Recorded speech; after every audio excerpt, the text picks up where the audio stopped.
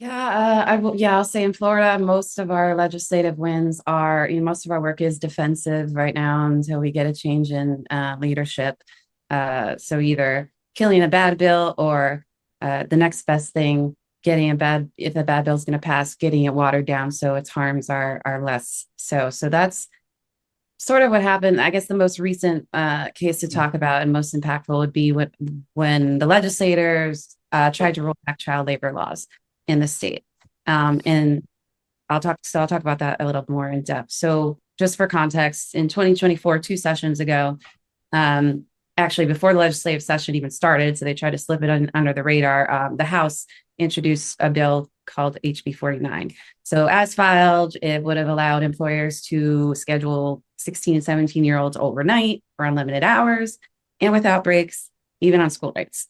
And the intention was to treat these teens as if they were adults. Even though under then current law, they could already work during the school year, there were just certain guardrails. So the idea was get rid of the guardrails. Now, since this bill, we found out it was part of a larger national push to weaken child labor laws. We were really concerned about it. So we made it a legislative priority and we formed and led a coalition with key labor, education, and child welfare partners.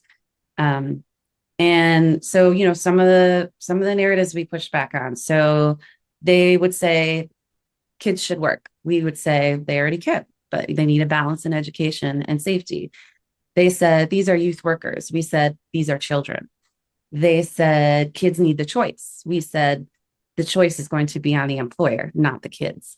They said business is hurting. And we said, well, we warned about this when you started kicking all immigrants out of the state. And also, some businesses are hurting because the jobs aren't quality. It's kind of so one of my favorite FDR quotes about this, who think luckily have the federal minimum wage thanks to him, is it seems to me to be equally plain that no business which depends for existence on paying less than living wages to its workers has any right to continue in this country. And by living wage, I mean more than just a bare subsistence wage. I mean the wages of a decent living.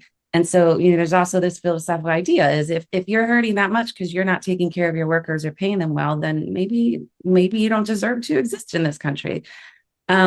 So while we weren't able to kill the 2024 child labor bill entirely, we were able to water it down significantly over a 6-month fight.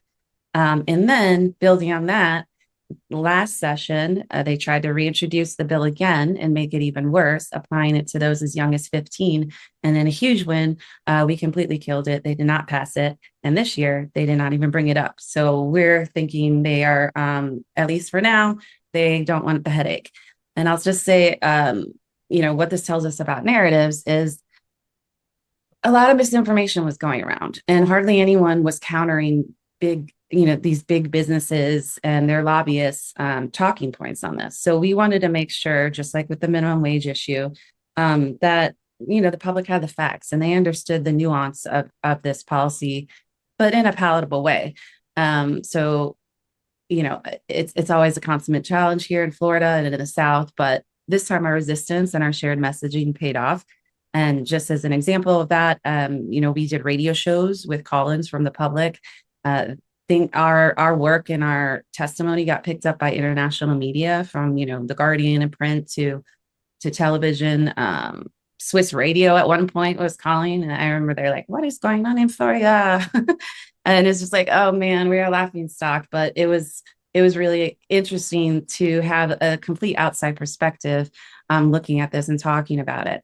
So last thing I'll just say is, by countering kind of these harmful narratives and getting partners to help us develop, our own counter narratives, we took an issue that legislators tried to slip under the radar and we made, a symphony of noise about it. And on the floor, the sponsor herself said, I really didn't think this bill would be so controversial. So, even if we weren't able to kill it in 2025, even if we hadn't had that win, just sometimes it's just we made a big fuss about it. And that's a win in itself.